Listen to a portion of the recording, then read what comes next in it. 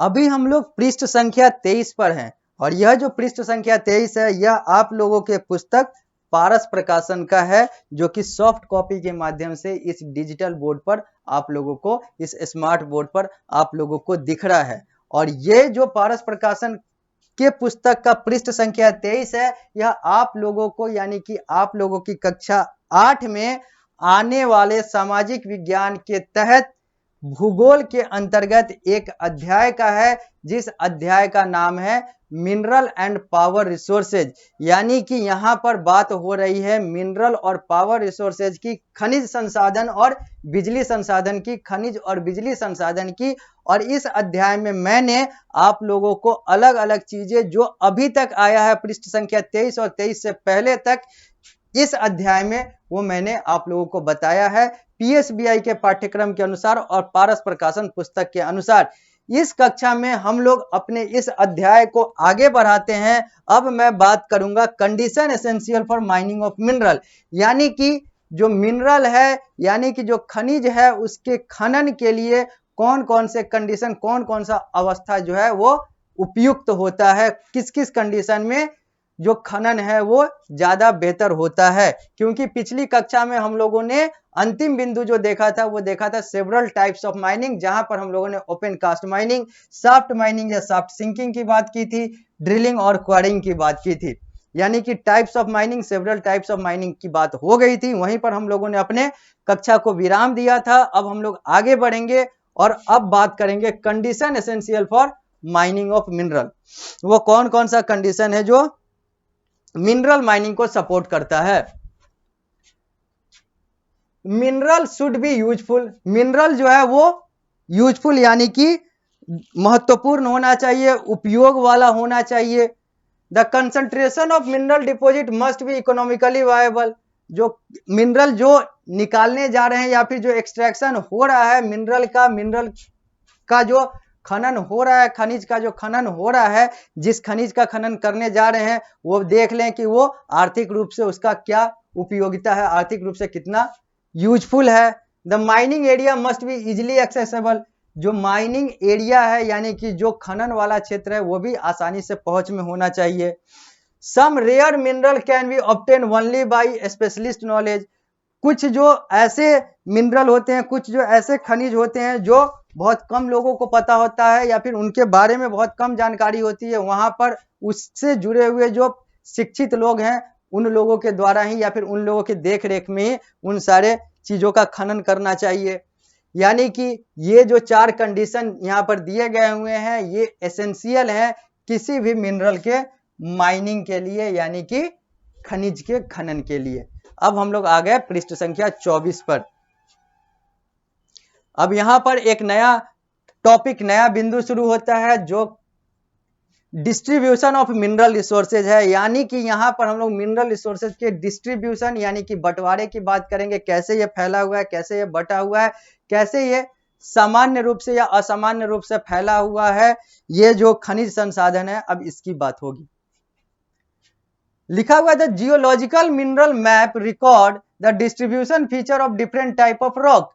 ये जो अगर बात करेंगे, अगर हम मानचित्र की बात करते हैं तो एक मानचित्र आता है जो आप लोग ले सकते हैं या फिर इंटरनेट के माध्यम से देख सकते हैं। जियोग्राफिकल मिनरल मैप अगर आप सर्च करते हैं, देखते हैं तो वहां पर आपको दिखेगा दुनिया में अलग अलग हिस्से में किस तरीके से अलग अलग जो चट्टाने हैं वो है और वहां पर कैसे कैसे मिनरल पाए जाते हैं, यह उस मानचित्र में आप देख सकते हैं।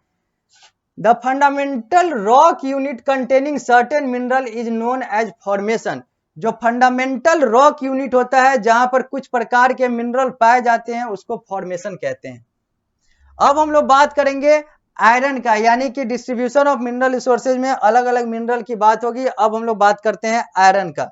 सबसे पहले बात करते हैं आयरन का, फिर बात करेंगे कॉपर का, कॉपर के बाद बात करेंगे मैग्नीज का, कॉपर से पहले बात करेंगे बॉक्साइट का, लेकिन सबसे पहले बात करते हैं आयरन का। पहले ही हम लोगों ने देखा है, वही यहां पर लिखा हुआ है कि iron is a metallic mineral. Iron जो है ये नॉन मेटेलिक नहीं है, मेटेलिक है, क्योंकि मेटेलिक और नॉन मेटेलिक दो ही प्रकार के मिनरल होते हैं। दो it is found widely it can be used and mind profitably only in selected site.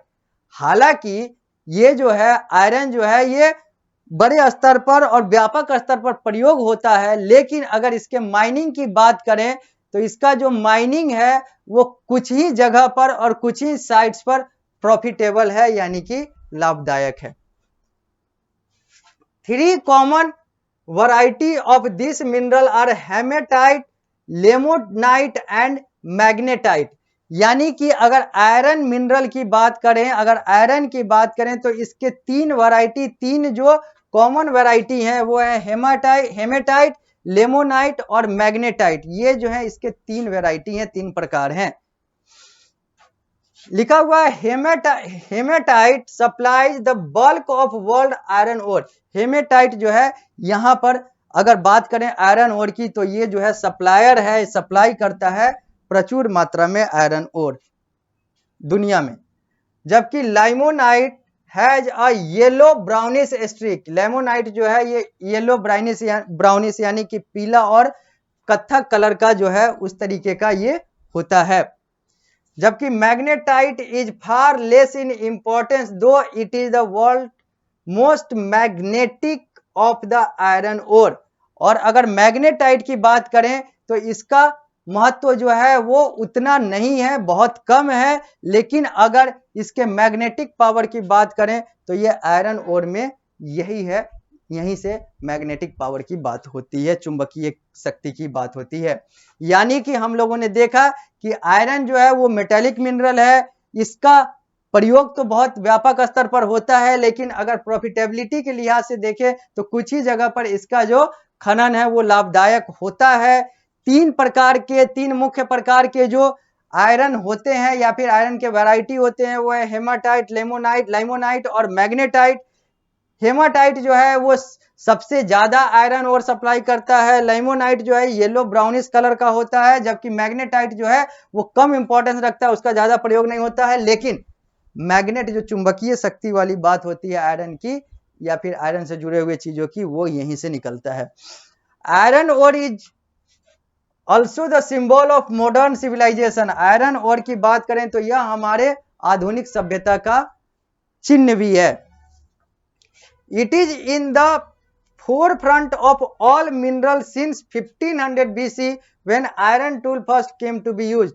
अगर हम सारे मिनरल की बात करें तो उसमें आयरन जो है सबसे आगे पाया जाता है तब से। अगर 1500 BC की बात करें तब से, जब से पहला आयरन टूल आया था, यानी कि पहला आयरन टूल, आयरन से जुड़ा हुआ जो हथियार था, लोहे से जुड़ा हुआ जो हथियार था वो 1500 BC में आया था। और उस समय से अभी तक की बात करें तो यह बाकी सारे मेटेलिक मिनरल से सबसे ऊपर आता है।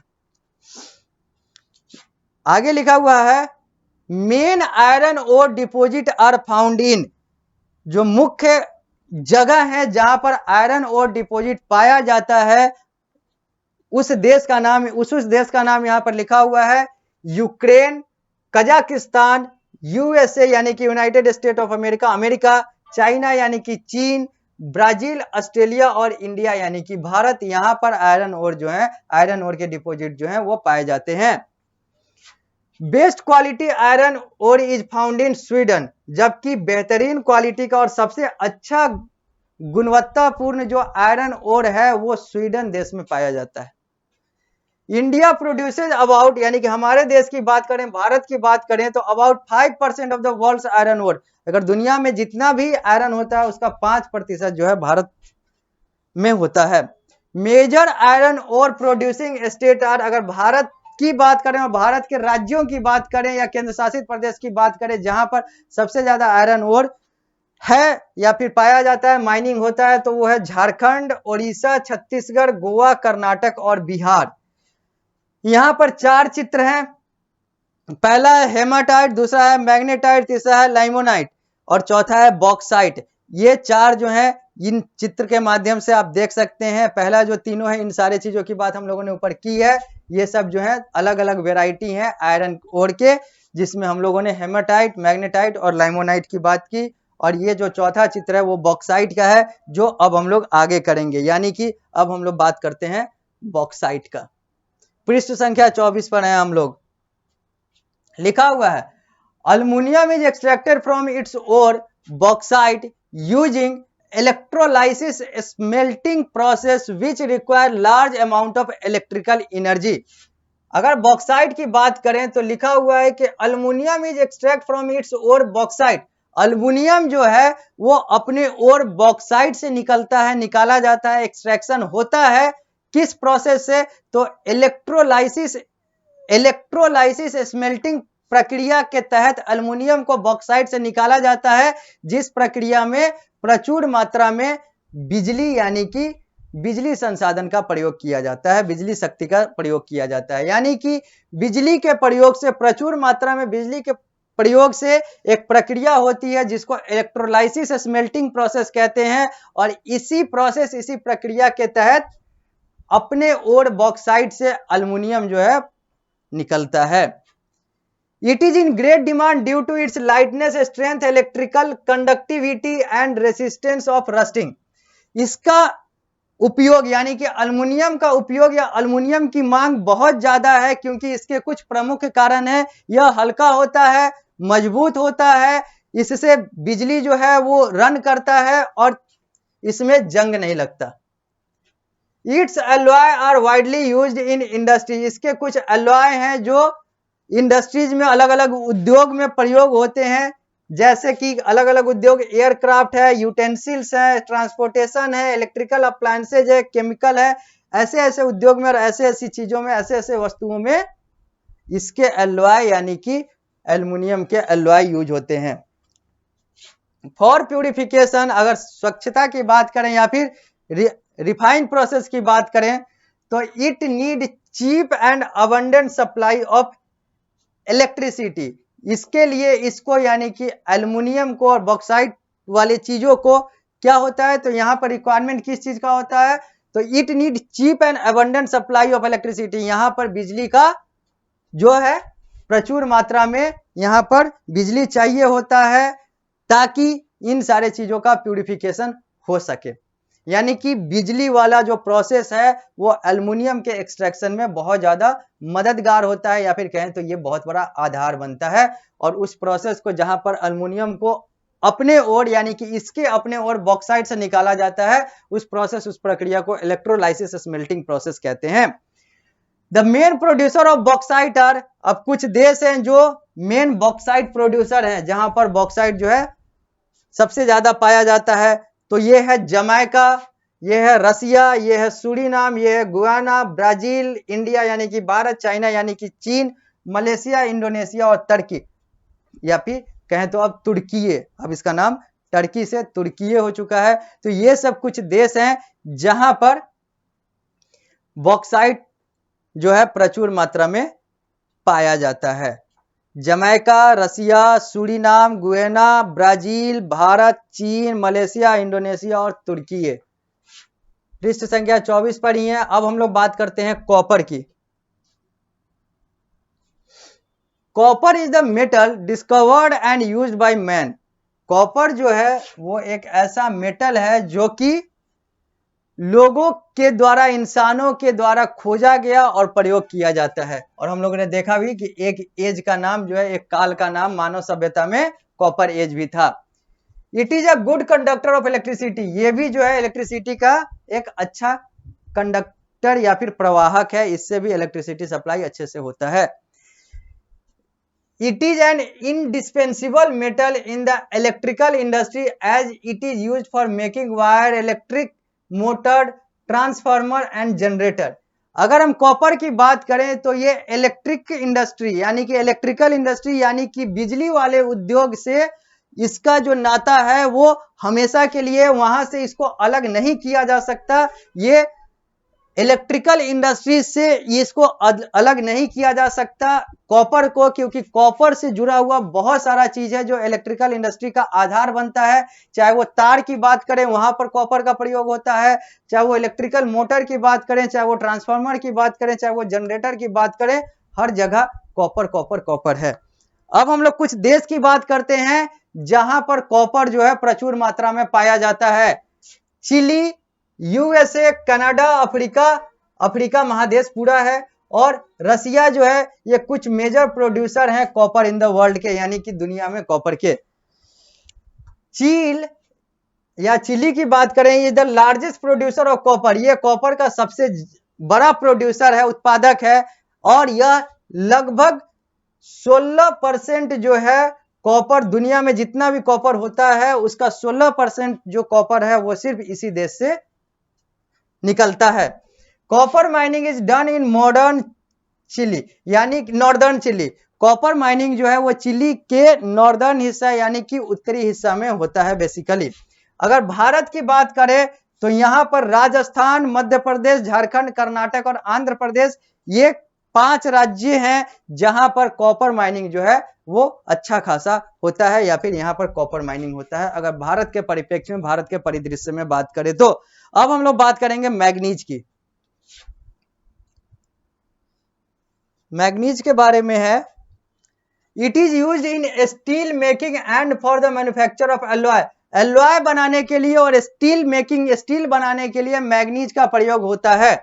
The other usages are in making of enamel, dry cell, battery, glazed pottery, plastic, chemical, glass, varnish, इन सारे चीजों के लिए भी मैग्नीज का प्रयोग होता है। बैटरी की बात करें, ड्राई सेल बैटरी की बात करें, प्लास्टिक की बात करें, घड़े की बात करें, केमिकल रसायन की बात करें, अलग अलग शीशे की बात करें, और भी अलग अलग चीजों के लिए मैग्नीज का प्रयोग होता है।